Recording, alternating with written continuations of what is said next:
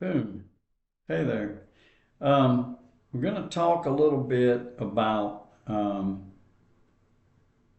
me rearrange something here. Okay, here we go.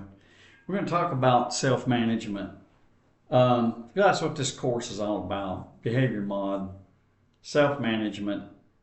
What am I trying to do? I'm trying to change something. I'm trying to get my ducks in a row um, about a particular behavior. I want to reiterate something. Um, we're not really I don't want you to adopt a project. By now, you probably already are well underway because this is week 3, I think. You probably are well involved. Hopefully, you are with your project. Uh, and if you remember right off the bat, I told you don't do things like weight loss. Um, you maybe want to reduce some kind of a behavior. You may want to change it for the better. Elimination's difficult, but stay away from things like dieting and in other words, shooting some kind of Ozempic pin in your arm or whatever the case is, whatever they do. We don't want you doing that. That's contraindicated to what we're trying to do here. And besides that, you need to be supervised with some of those things. So we're more concerned with like, okay, I drink too many Cokes, so I'm gonna cut back on Coke. So there's simple things. Okay, maybe I want to stop smoking, kind of thing, but nothing that's medically involved. So with all that being said, let's talk about self-management. Self-management's a biggie. This will be a rather brief video, by the way, or lecture, by the way. What is it? It's when a person applies behavior change strategies, and it's not that simple. I apply them in a way that promotes a predetermined change in your behavior. So it's telling you what the template tells you. Pick something. Do some self-analysis. What is something that's troubling me? It's on my mind a lot, bearing in mind the things that I told you not to fool with. And what kind of process do I want to use to change these? Because we're more involved with the change. So that's step number 1. And we went through this already, but I just like to re-emphasize this because we get to this point and some people are still struggling trying to figure out what they want to do. And now they're behind. So use this as a support mechanism for the template guidelines. So self-management is when a person applies behavior change strategies in a way that promotes a predetermined change in their behavior. It says promotes a predetermined change. It doesn't say absolute. I don't know that there are any absolutes. Some cases where you would be under the guidance of a therapist or counselor, we look for some absolutes in those situations. But self-management, you're walking on kind of soft ground when you start saying absolutes. So let's don't delve into absolutes. It can self-management can involve very small actions by you, and then sometimes it can involve more complex plans and more complex actions. And for me to give you examples would be ridiculous because there's 1,000,001 of those things in the universe. It depends on what it is you're trying to change and how simple or how difficult it is. If I'm working on an addiction and I'm going to a professionally trained therapist for that, then it's going to be way more involved related to complexity than me trying to stop drinking 6 Coca-Colas a day. Maybe I get it down to 1, or like the example I used with the student at another college where she drank 12 sodas, 12 Mellow Yellows a day. And by the end of the 16 weeks, she had completely off of those and she was drinking water. Did she do it overnight? No. It was complex though. It involved a step-by-step process. Okay, I drank 12 a day. Today I'm only going to drink 11 and then 10. And she made some bigger steps. Jumped down from 10 to 7. I mean, not asking you to do something like that. But that's an involvement of small actions. So it basically tells you that the larger the problem, the more complex the plan and action will be to reduce that or eliminate it in the cases of elimination, which we're not too worried about. And then self-management also assumes that you are influenced by your environment. Now, here's a difficult problem. It depends again on what it is you're trying to deal with. I can't give you, I could give you examples, but I don't want to lead you into something because this is self-management and I'm not your counselor. I'm not your psychotherapist. So I'm not going to lead you down a path that I would be familiar with, that we would be meeting in a professional setting. Hope that makes sense. So I say all that to say this. You have to identify what your environment is dictating. What am I doing that does several things? Exacerbates my attempts to change and reinforces this behavior that I want to change. Does that make sense? So I need to, in your case, as students in this class, that's why I say pick something simple, because what self-management asks you to do is to change your environment. Things that you know you can change. And in turn, that will change your behavior. Now, I may come back to this in a minute because there's something here. There's some examples of that I can give you that may help you. But let's first look at the purpose of self-management. Self-management encompasses 4 different ways, or I should say includes 4 different ways that it can be used. And this should be a key and a clue for you. Number 1, people can utilize self-management to improve their quality of life. The young lady I've spoken about now to you several times with the 12 cans of Mellow Yellow a day, and I'll probably get sued by Mellow Yellow. I'm not downing their product. I'm just telling you that was what her problem was, 12 of those a day, and she had upset stomach a lot. That makes sense, right? So that was not good quality of life. Wake up every day and your tummy doesn't feel good. That's number 1. Number 2, you can use self-management to stop bad habits and start good habits. I should be making notes to myself. Use study as an example. Changing the habit of how you study or beginning to study. I don't know about you, but I had a lot of difficulties with trying to study. It just didn't work very well for me. Number 3, they can use self-management. You can use self-management to complete challenging activities. That can be anything. And I won't burden you with examples there. Use your imagination. And finally, you can use self-management to achieve various goals. I mean, these are kind of obvious things. They're things that are logical and obvious and common sense, really. Why would I want to change something to destroy the quality of life? Of course not. So using it to improve your quality of life, using it to stop bad habits and to start good habits. Against studying, maybe I got bad study habits. I want to get better study habits. Complete challenging activities. Pick something.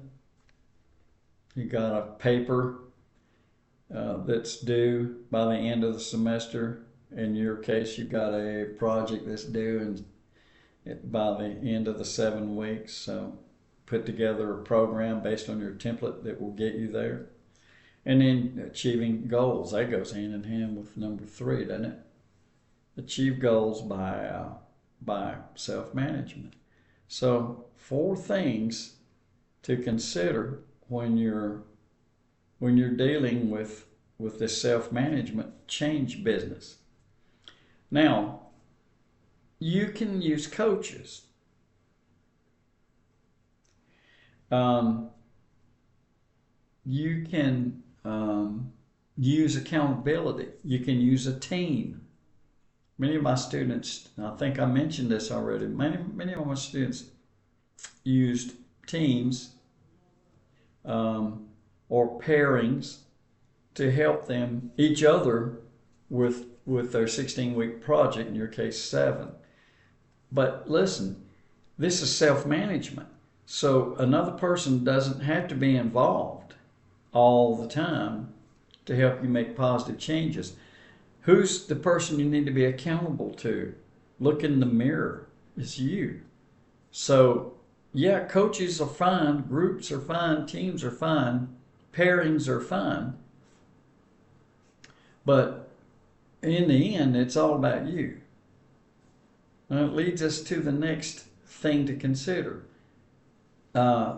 Generalization and maintenance really can be easily achieved if you're working by yourself. You're not having to go through the hoop jumping that you would have to go through if you're coming to having to form your group or get together with your partner or whatever the case is to go over these things. It's self-management. So it's beneficial this way. Another person doesn't have to be involved necessarily all the time. Generalizing and maintenance can be more easily achieved because you're answering to you. When you learn self-management techniques, you can generalize that into a lot of different behaviors. So, hey, it worked for this smoking thing. I'm going to apply it to cutting out some snacks, or I'm going to apply it to more exercise, or whatever the case is. So you're learning a lifestyle here, and it becomes an expectation. So it becomes an expectation at school, an expectation on whose part? Yours. At school, at home, as in like routines. Okay, I'm going to get up every day at 5 a.m., get my day started earlier than laying around at 7:30. Or I know somebody that doesn't get out of bed at 1 o'clock.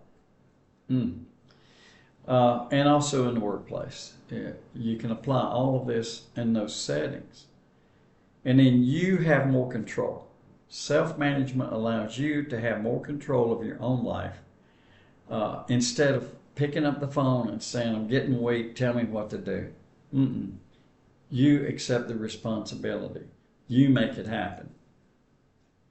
These are just benefits. And let's reiterate the template. Let me run back over that real quickly and then we'll be done. Although I may throw a couple of examples at you to help you. So the template tells you to specify a goal or define a behavior that you want to change. Begin self-monitoring the behavior. This may be something that you've just routinely done and not thought twice about, but it's troublesome. And we kind of want to skirt around it as human beings, but don't do that. Create some contingencies that help you compete with natural contingencies. In other words, change what's going on around you. Go public with your commitment. That puts pressure on you because you say, okay, everybody, I'm gonna cut way back on my smoking, or I'm gonna cut it out. And 3 weeks later, you're still huffing away, and now they're gonna say, yeah, really, how'd that go? So it kind of puts puts pressure on your self-management. You need to get a self-management partner if you want one. In many cases, it's usually a good idea, depending on how stalwart you are, and that doesn't conflict with what I told you earlier when I was telling you that you don't have to answer to somebody. And all that's good. That's in the realm of it being self-management, but sometimes it is an aid. So it's not always a bad idea to get somebody at least to pick up the phone and say, hey, give me some support here. I'm having a bad day. And then you want to continually evaluate and redesign your program as needed. And that really answers everything I've been saying up to this point, all through up to this week. You will have to go back into your program and tweak it, because some things that you thought would work are going to be absolutely trash, and some things that you discover you're going to want that work, you're going to want to put them into your program. Now, I told you I might mention something to you, and I'm going to mention this. When you dealing with environment, and this is so simple, it's like falling off a log. I said that you need to choose something that maybe you're influenced by your environment. Okay, that's what I told you. So, what's an example, Dr. Dasher, of my environment that you're talking about managing that may help me, that's influencing me, and that I could change? Well, let's use something silly. I'm guilty of having a love affair with donuts. If you put a dozen Krispy Kreme donuts in front of me, I'm probably going to have eaten just about all of them by the end of the day. I love the things. I grew up eating them. I grew up in Charlotte. We had Krispy Kreme donut shops all over Charlotte. Everywhere you look, there's a Krispy Kreme donut.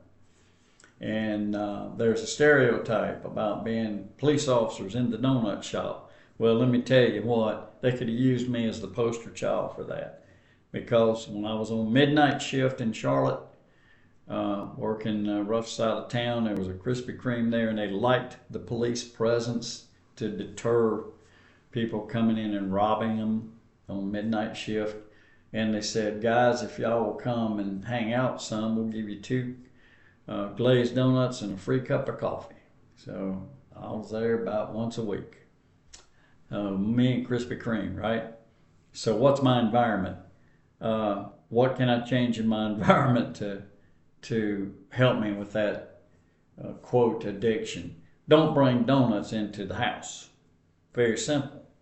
If I want a Krispy Kreme donut, I'll drive to the other side of Salisbury, which is about 20 miles from where I live or better, and get me a couple or 3 donuts and maybe a cup of coffee or maybe a bottle of water, and boom, I'm happy for a month. So I don't have them in the house. That makes sense. I know it sounds silly. It's real. It's realistic. Just ask my wife. If she doesn't mind me having a sugar fix, she'll go get some Krispy Kreme. But that's what you do. You change your environment. So keep the donuts out of the house. And I won't be tempted to eat them. And it's 20 miles to go get them. So that's another deterrent. I'm not saying that we should move 40 miles from Krispy Kreme. I'd probably go into remission maybe then. But you change your environment. Take away things in your environment that influence you. Some of that's hard to do. Video games. I know a young man right now that I need to go pull some cords out of the wall and make some changes in his environment. So I think you get it. I hope you do. And we'll end it there. That's what self-management's all about.